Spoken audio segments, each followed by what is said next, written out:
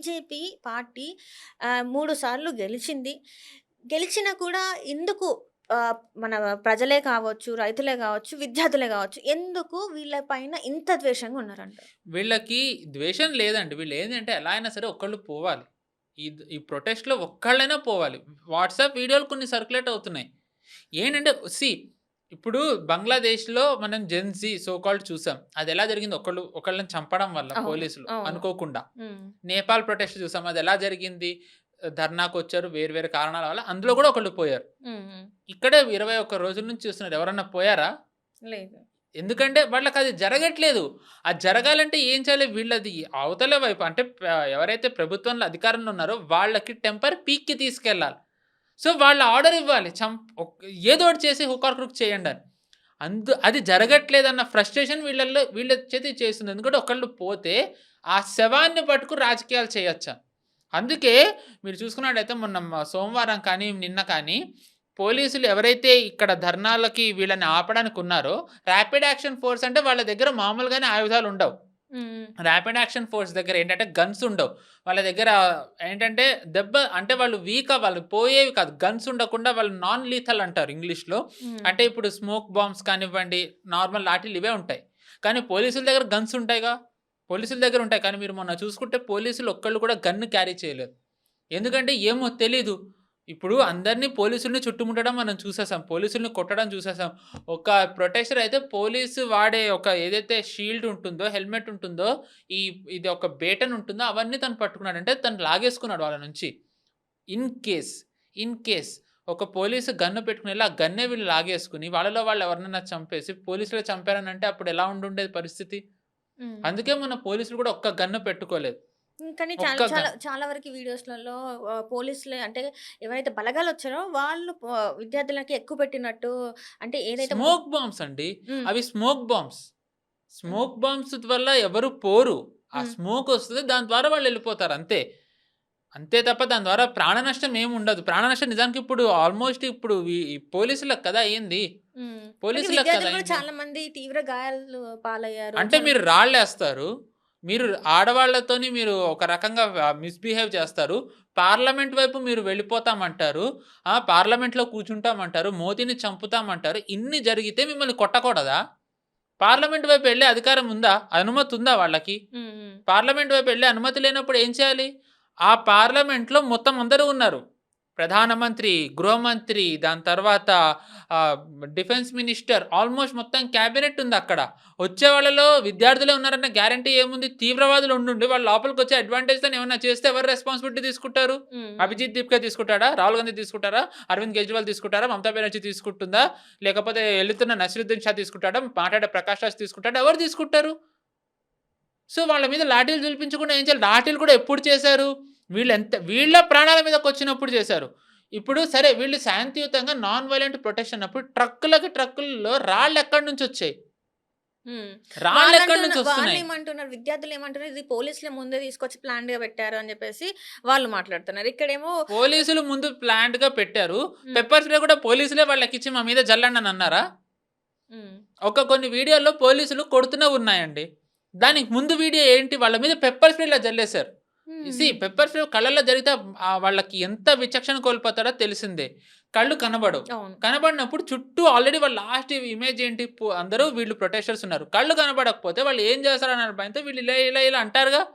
Just imagine వాళ్ళకి కర్ర ఉంటేనే ఇంత ప్రమాదం అయితే ఆ చేతిలో గన్ ఉంటే ఆ టైంకి ఏమై ఉండేది? హ్మ్. హ్మ్. చెప్పండి ఏమై ఉండేది? అండ్ ఆ కర్ర గూడా ఎంత ప్రమాదకరం అంటే వాళ్ళు ఇలా అంటున్నప్పుడు వాళ్ళని వాళ్ళు కాపాడుకునే దాంట్లో ఇన్ కేస్ ఎవరి తల మీదన్నా తగిలితే? అంటే వాళ్ళు ఎంత ప్రిపేర్డ్‌గా వచ్చారండి? హుక్ ఆర్ క్రూక్ ఎవరో ఒకళ్ళు ఐదర్ వీటి వైపన్నా పోవాలి, లేకపోతే వీళ్ళ ద్వారా అన్నా పోవాలని. హ్మ్. హ్మ్. అంటే వీళ్ళ మెంటాలిటీ ఏంటి? వీళ్ళని సమర్థిస్తున్న వాళ్ళ మెంటాలిటీ ఏంటి? అంటే వీళ్ళందరూ విచక్షణ కోల్పోయినంటారా? అంటే ఈ 21 డేస్ ఇంతయింది.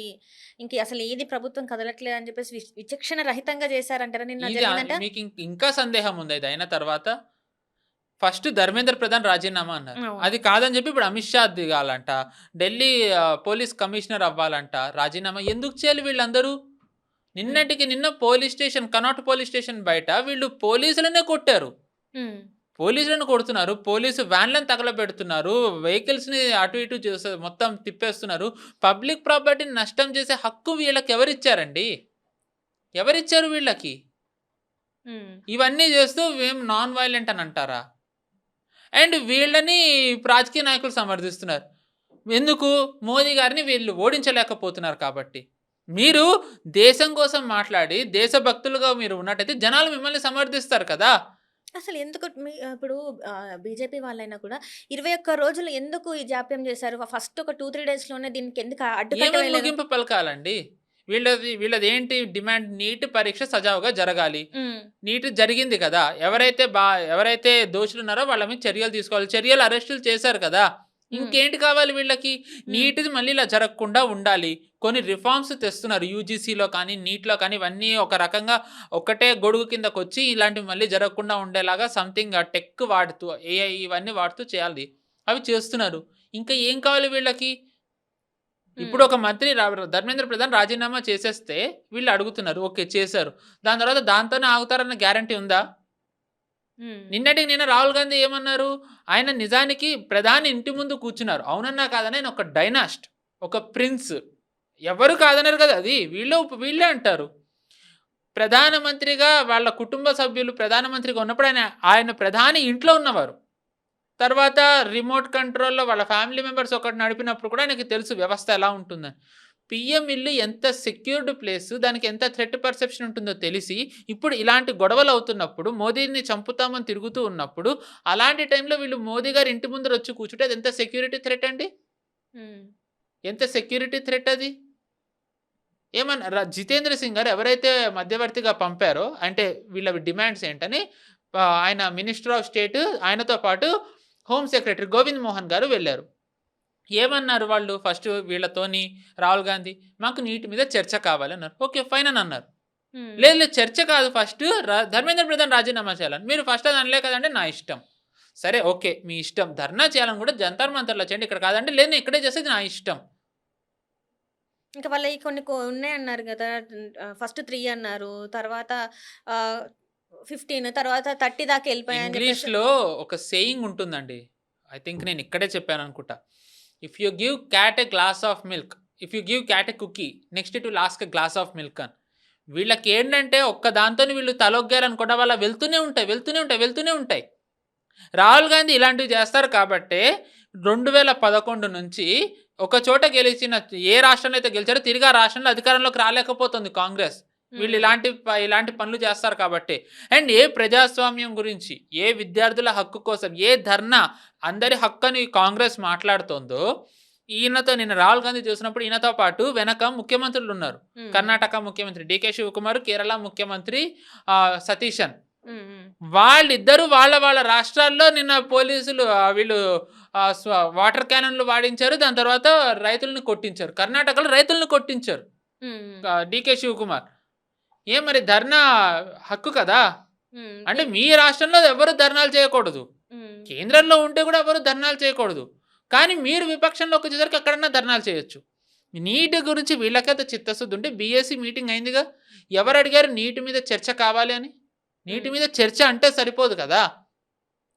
వీళ్ళ ప్రధానమైన ఉద్దేశ్యం ఏంటి అంటే నీట్ కూడా కాదండి. FCRA, women reservation bill, delimitation. హ్మ్. హ్మ్. హ్మ్. నేనిది ఫస్ట్ నుంచి అంటున్నా. ఎందుకంటే ఎఫ్‌సీఆర్‌ఏ ఈ సతీశన్ కేరళ ముఖ్యమంత్రి సతీశన్ పాస్ చేశారు అఫీషియల్‌గా అసెంబ్లీ నుంచి మేము ఎఫ్‌సీఆర్‌ఏది ఒప్పుకోము. హ్మ్. ఎఫ్‌సీఆర్‌ఏ అన్‌కాన్స్టిట్యూషనల్ అని. ఎఫ్‌సీఆర్‌ఏ అన్‌కాన్స్టిట్యూషనల్ ఎలా అయింది? రైట్. అంటే ఇక్కడ ఇంకొక మాట కూడా వినిపిస్తుందేంటంటే, ఇక్కడ కింద బ్యూరోక్రాట్స్ ఎవరైతే ఉన్నారో వాళ్ళ గురించి అసలు ఇప్పుడు మీరైనా గూడా ఎంతసేపు మనము ధర్మేంద్ర ప్రధాన్ గురించి మాట్లాడతాం గానీ, కింద స్థాయిలో ఉన్న వాళ్ళ అధికారుల గురించి మనం మాట్లాడట్లేదు. ఎందుకంటే ఇప్పుడు ఆయన మంత్రిగా ఉండి తను చేతుల్లా పేపర్ లీక్ చేసిందుండదు. కింద స్థాయి అధికారులు చేసిందుంటది. మరి ఆ అధికారుల మీద మనం తీసుకోవాల్సిన చర్యలుంటాయి గదా! వాళ్ళ ఇప్పుడు మీద కూడా ప్రభుత్వం చర్యలు తీసుకుంది కదండీ! ఇప్పుడు హ్మ్. అదండి ప్రభుత్వం ఏం చేస్తుంది వాళ్ళని మహా అయితే ట్రాన్స్‌ఫరే చేయగలుగుతుంది. హ్మ్. గవర్నెన్స్‌ది మరి అలాంటివే ఉన్నాయి మరి. అంతకంటే ప్రభుత్వం ఏం చేయగలుగుతుంది? ఐ థింక్ నీట్ మీదో లేకపోతే ఎడ్యుకేషన్ మినిస్ట్రీ దాని మీదో కోర్ట్‌లో హియరింగ్ అవుతూ ఉంటే మినిస్ట్రీ తరఫున ఇద్దరెళ్ళాలి అని చెప్పి మినిస్టర్ చెప్తే వాళ్ళెళ్ళలేదు ఆ రోజు కోర్ట్‌కి. హ్మ్. కోర్ట్ ఆ రోజు హియరింగ్ ఉందని తెలిసి మినిస్ట్రీ వాళ్ళు వెళ్ళలేదు అంటే వాళ్ళు ఖచ్చితంగా ప్రభుత్వానికి చెడ్డ పేరు తేవాలనే చూస్తున్నారు కదా! అంటే మినిస్ట్రీలోనే ఎవరో ఉన్నారు. ఏంటండి మీరు మినిస్ట్రీలోనే నమ్ముతారా? ఉన్నారు. నమ్ముతారా అది? ఖచ్చితంగా. ఈ మన బ్యూరోక్రాట్స్‌లోనే ఎంతమంది లేరండి నిజానికి. ఇప్పుడు ఇప్పుడు బ్యూరోక్రాట్స్‌లో నిజానికి చెప్పాలంటే బాబూస్ కల్చర్ అని అంటారు. మోదీ గారు దీన్నే మారుద్దామని ప్రయత్నిస్తున్నారు. చిన్న ఉదాహరణ డిఫెన్స్ మినిస్ట్రీలో చీఫ్ ఆఫ్ డిఫెన్స్ స్టాఫ్ అంటే మనకు మామూలుగా ఆర్మీ చీఫ్ ఉంటారు, నేవీ చీఫ్ ఉంటారు, ఎయిర్ ఫోర్స్ చీఫ్ ఉంటారు. ఈ ముగ్గురిని కలిపి ఉంచేది ఏమీ లేదు. సో, అందుకని చీఫ్ ఆఫ్ డిఫెన్స్ స్టాఫ్ అని పెడితే దీన్ని బాబూస్ వ్యతిరేకించారు. ఎందుకు అంటే మామూలుగా ఇప్పుడు ఆ ప్రొక్యూర్‌మెంట్ దాంట్లో ఏంటి వీళ్ళు నచ్చితే ఏదైనా చేసుకుంటారు బాబూస్. హ్మ్. వీళ్ళది సే ఉంటుంది. సీడీఎస్ వస్తే ఆయనది కూడా ఉంటుంది. ఎంత లేదన్నా ఆయన గ్రౌండ్ నుంచి వచ్చినాయన కాబట్టి, ఫీల్డ్ నుంచి వచ్చినాయన కాబట్టి ఆయనకు తెలుస్తుంది. సో, అందుకని వీళ్ళదెక్కడ ప్రభావం తగ్గిపోతుందో, వీళ్ళది ఎక్కడ తగ్గుతుందో, ఇన్ ది సెన్స్ వాళ్ళ పలుకుబడి, వాళ్ళ హ్మ్. మాటది ఏదైతే ఉంటుందో, అది తగ్గుతుందన్న దాంతోనే సీడీఎస్‌ది కూడా వ్యతిరేకించారు బాబూస్.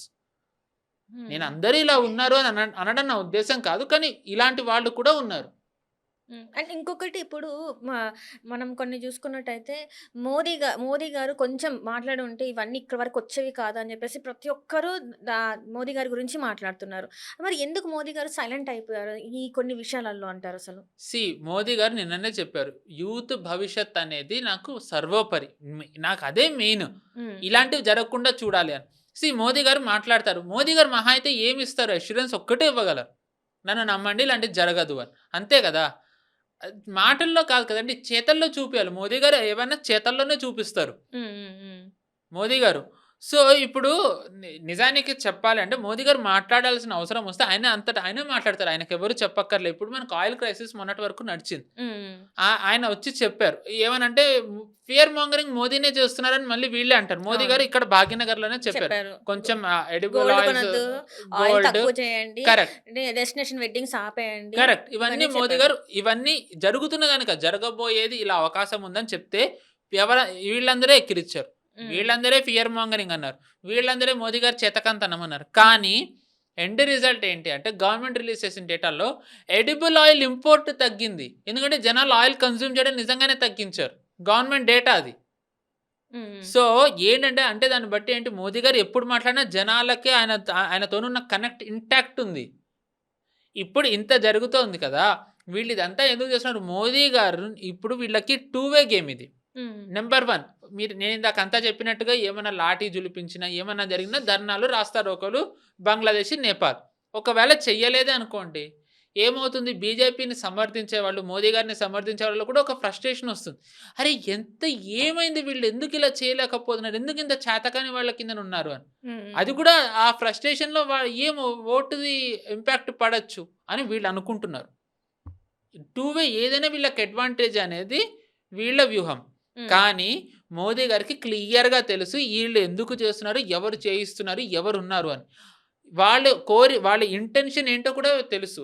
అందుకే మోదీ గారు ఆ పన్నాగాలు పన్ననివ్వటం లేదు. హ్మ్. హ్మ్. మీకు ఒక ఉదాహరణ చెప్తానండి. ఉదాహరణ కాదు ఒక ఉదంతం.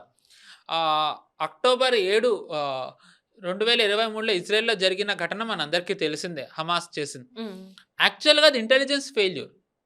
ఎందుకంటే అంత పెద్ద జరుగుతుంటే మొసాద్‌కి ఎలా తెలియలేదని అన్నారు. హ్మ్. కానీ ఒక కారణం ఏంటి అంటే ఆ టైంకి ఆ దేశంలో ధర్నాలవుతున్నాయి. ఎందుకు? ఇజ్రాయెలీ ప్రభుత్వం ఏం చేసిందంటే ఒక బిల్లు తీసుకొచ్చింది. జ్యుడిషియరీని ఏంటంటే మీరు వెన్నుకోవడం కాదు.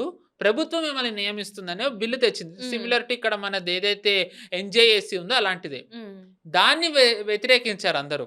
దాన్ని వ్యతిరేకించేసరికి ఏమైంది? వీళ్ళకి ఫండింగ్ ఎక్కడి నుంచి వస్తుందనే దాంట్లో మొసాద్ ఉంది. దాంతోనేమైంది వాళ్ళ ఫోకస్ దాని మీదే ఉండడంతో అక్టోబర్ 7థ్‌ది హమాస్ ఏదైతే కుట్ర పన్నిందో వాళ్ళది తెలుసుకోలేకపోయారు. దానివల్ల జరిగింది. ఇప్పుడు జస్ట్ ఇమాజిన్ దేశ రాజధానిలో ఇంత అవుతూ ఉంటే ఇంటెలిజెన్స్ దీని మీద దృష్టి పెడితే పాకిస్తాన్ గాని, చైనా కానీ ఏమన్నా చేస్తే బాధ్యత ఎవరు వహిస్తారండి? హ్మ్. హ్మ్. నెల క్రితమే ఢిల్లీకి ఖలిస్తానీ థ్రెట్ ఉందని ఇంటెల్ వచ్చాయి. వాళ్ళు ఎప్పుడూ చెప్తూనే ఉంటారు. మేము ఇది పేల్చేస్తాం, అది పేల్చేస్తాం అని. అండ్ నేను మనకు జరిగింది కూడా ఇక్కడ పంజాబ్‌లో చూసుకుంటే పంజాబ్‌లో కొన్ని జరిగినాయి యెస్. గూడా. కొన్ని వాళ్ళే క్లెయిమ్ చేసుకున్నారు. బీఎస్ఎఫ్ మీద దాడి చేసింది అది. హ్మ్. దాని తర్వాత గుజరాత్‌లో ఏటీఎస్‌లో జైష్ వాళ్ళని పట్టుకున్నారు.